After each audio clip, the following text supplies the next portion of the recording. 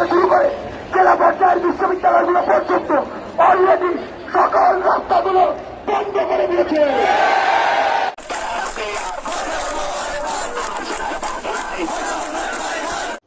তারা যখন নেমে গেছে, যখন জেলায় যারা তারাও চায় না, যখন এরাও চায় না, কেউই চায় না, কারণ স্পিকার তার মধ্যে বলে দিচ্ছে যে বলতো কোনো কোটাই থাকবে না, কোনো কোটারই দরকার নেই।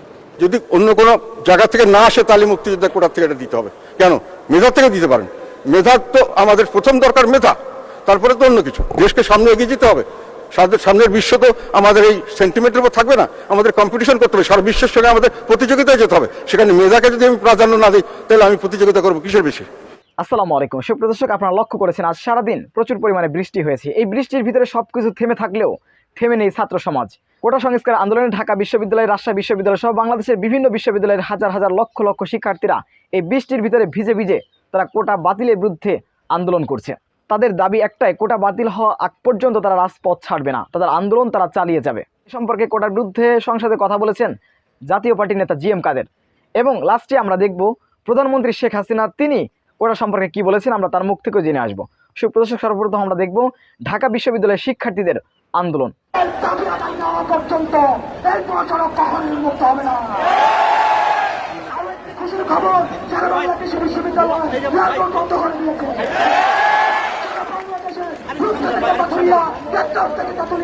আমাদের আন্দোলনের কথা ঘোষণা করেছে।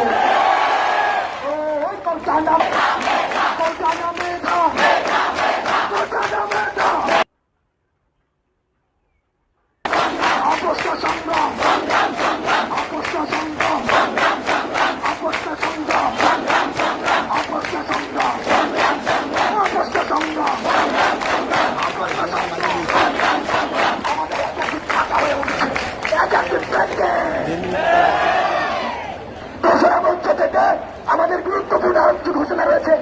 এক, জাহাঙ্গীরনগর বিশ্ববিদ্যালয়, ঢাকা আরিচা মহাসড়ক অর্থাৎ উত্তরবঙ্গের সকল বিশ্ববিদ্যালয় বরিশালের সাথে তাদের মহাসড়কের সকল যোগাযোগ বন্ধ করে দিয়েছে। জগন্নাথ বিশ্ববিদ্যালয় বাংলাদেশের এই দক্ষিণ প্রান্তের সাথে সকল যোগাযোগ অলরেডি বন্ধ করে দিয়েছে। বিশ্ববিদ্যালয় তাদের সামনে মহাসড়কে দাঁড়িয়ে সেই সকল মহাসড়ক বন্ধ করে দিয়েছে। চট্টগ্রাম বিশ্ববিদ্যালয় চট্টগ্রাম থেকে শুরু করে পার্বত্য চট্টগ্রামের রাস্তাগুলো বন্ধ করে দিয়েছে। বাংলাদেশের বিভাগীয় পর্যায় থেকে শুরু করে জেলা পর্যায়ের বিশ্ববিদ্যালয়গুলো পর্যন্ত অলরেডি সকল রাস্তাগুলো বন্ধ করে দিয়েছে।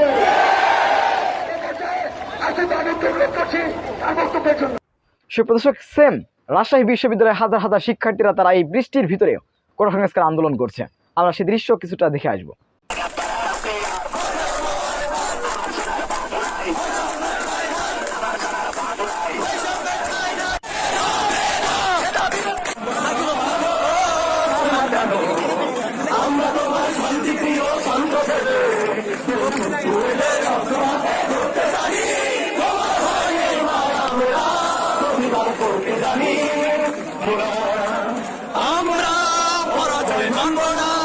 সুপ্রদর্শক, এবার আমরা দেখব কোটা সংস্কার আন্দোলন নিয়ে জি এম কাদের তিনি সংসদে দাঁড়িয়ে কোটা সংস্কার সম্পর্কে তিনি কি বলেছেন, আমরা জেনে আসবো।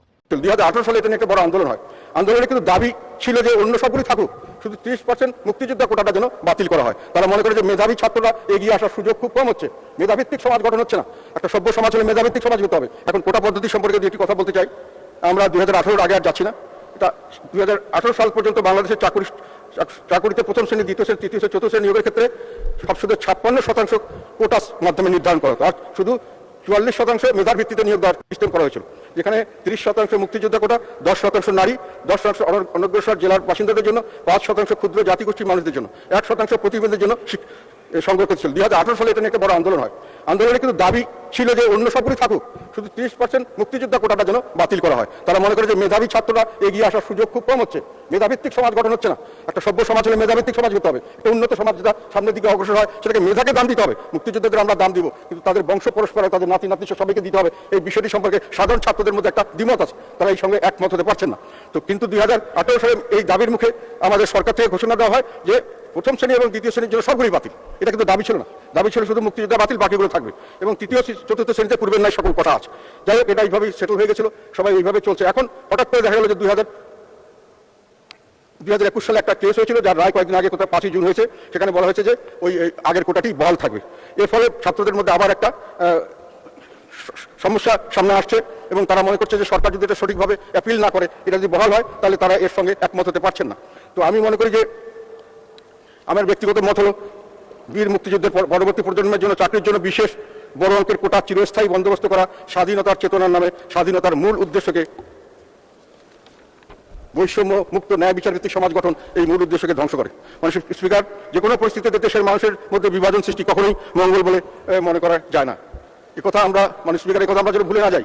ইতিহাস সাক্ষ্য দেয় দেশের মানুষ বৈষম্যের বিরুদ্ধে সংগ্রাম আন্দোলনে জয়লাভের জন্য যে কোনো ত্যাগ স্বীকার করতে ও যে কোনো পর্যায়ে পর্যন্ত যেতে প্রস্তুত ছিল, এখনো আছে। স্বাধীনতা যদি আমাদের মূল অর্জন সংবিধান, সেখানে সুযোগ সুবিধাদের ক্ষেত্রে সাম্যের কথা বলা হয়েছে।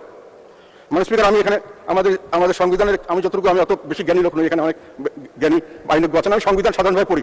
সেখানে আমি যেটা দেখেছি, এটা হলো যে 29-এ বলা আছে যে নিয়োগ লাভের ক্ষেত্রে সুযোগের সমতা থাকবে। আর সরকারকে একটা দেওয়া হচ্ছে রাইট, সেটা হলো কেবল ধর্মগোষ্ঠী, বর্ণ, কাউকে কোনো জন্মস্থানের কারণে কোনো নাগরিক প্রজাতন্ত্রের কর্মে নিয়োগ বা পদলাভের অযোগ্য হইবেন না, কিংবা সেই ক্ষেত্রে তার প্রতি বৈষম্য প্রদর্শন করা যাইবে না। শুধু কিছু বলা আছে যে সরকারকে অথরিটি দেওয়া হচ্ছে নাগরিকদের যে কোনো অনগ্রসর অংশের জন্য, অনগ্রসর অংশ যাতে প্রজাতন্ত্রের কর্মে নিযুক্ত প্রতিনিধিত্ব লাভ করতে পারেন, সেই উদ্দেশ্য তাদের অনুকূলে বিশেষ বিধান প্রণয়ন করা যাবে।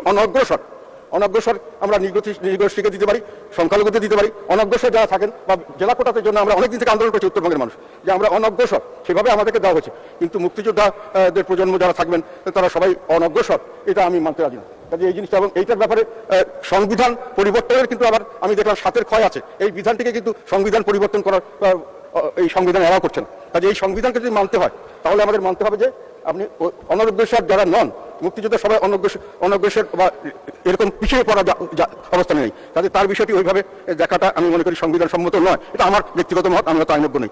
তবে এটা আমি আশা করব যে সরকার এই জিনিসটিকে যথাযথভাবে গ্রহণ করবেন, এবং যেহেতু সরকারি একটা সিদ্ধান্ত আগেই দেওয়া হয়েছে, সম্ভব যদি পরিবর্তন করতে হয়, যেগুলো আগে ছিল ওগুলো দিতে পারেন, কিন্তু মুক্তিযোদ্ধার কোটাতে একেবারে এত বড় অংশ 30%। আর একটা বিষয় আমি ছাত্রদের কাছে যেটা দেখেছি, এটাও তাদের দাবিটা আমি মনে করি রিজনেবল, রেশনাল। সেটা হলো যে যদি অন্য কোনো জায়গা থেকে না আসে, তাহলে মুক্তিযোদ্ধার কোটা থেকে এটা দিতে হবে। কেন? মেধা থেকে দিতে পারেন। মেধা তো আমাদের প্রথম দরকার, মেধা, তারপরে তো অন্য কিছু। দেশকে সামনে এগিয়ে যেতে হবে। সামনের বিশ্ব তো আমাদের এই সেন্টিমেন্টের উপর থাকবে না, আমাদের কম্পিটিশন করতে হবে, সারা বিশ্বের সঙ্গে আমাদের প্রতিযোগিতায় যেতে হবে। সেখানে মেধাকে যদি আমি প্রাধান্য না দিই, তাহলে আমি প্রতিযোগিতা করবো কিসের? সুপ্রদর্শক, সর্বশেষ আমরা জানবো প্রধানমন্ত্রী শেখ হাসিনা তিনি কি বলেছেন। আপনারা জানেন যে 2018 সাল থেকে যখন আন্দোলন শুরু হয়, তখন প্রধানমন্ত্রী শেখ হাসিনা তিনি সংসদে দাঁড়িয়ে, জাতীয় সংসদে দাঁড়িয়ে তিনি বলেছিলেন যে যেহেতু কোটা সংস্কার, কোটা কেউ চায় না, তাহলে কোটা প্রথাকে বাতিল করা হোক। তাই কোটা প্রথা বাতিল হয়েছিল, আপনারা জানেন। কিন্তু প্রধানমন্ত্রী শেখ হাসিনা তিনি এখন বলছেন যে হাইকোর্ট যেহেতু রায় দিয়েছে, আদালত রায় দিয়েছে, তাই এ বিষয়ে তিনি আর কোনো কথা বলতে চান না। সুপ্রদর্শক, আমরা তার মুখ থেকে বিস্তারিত জেনে আসবো। মুক্তিযোদ্ধাদের কোটা, এই কোটার কিন্তু হাইকোর্টের রায় রয়ে গেছে। যেখানে হাইকোর্টের রায় আছে যে মুক্তিযোদ্ধাদের কোটা ওইভাবেই সংরক্ষিত থাকবে, তাহলে ওই কোটা আমরা হাইকোর্টের রায় কিভাবে ভায়োলেট করব, কিভাবে হাইকোর্টের রায় আমরা মানে বাদ করব, সেটা তো আমরা করতে পারছি না। কিন্তু আমি যেটা করে দিয়েছি যে কোটা যেটাই থাকুক, কোটা পূরণের সাথে সাথে যেখানে খালি থাকবে সেটা কিন্তু আমাদের মেধা তালিকা থেকে পুনর্ভরণ হবে, এবং গত কয়েক বছর ধরে কিন্তু এই প্রক্রিয়া চালু। সুপ্রদর্শক, বিষয়গুলো আপনারা কীভাবে দেখছেন অবশ্যই আপনাদের মূল্যবান মন্তব্য জানাবেন। সুপ্রদর্শক, আপনারা কি চান? ছাত্ররা যে আন্দোলন করছে, আন্দোলন কি যৌক্তিক নাকি অযৌক্তিক? অবশ্যই আপনাদের মূল্যবান মন্তব্য কমেন্ট বক্সে জানাবেন। সবসময় সত্য নির্ভরশীল তথ্য পেতে স্বাধীন বাংলা ইউটিউব চ্যানেলটি সাবস্ক্রাইব করে আমাদের সাথে থাকুন। আসসালামু আলাইকুম রহমতুল্লাহি ওয়া বারাকাতুহু।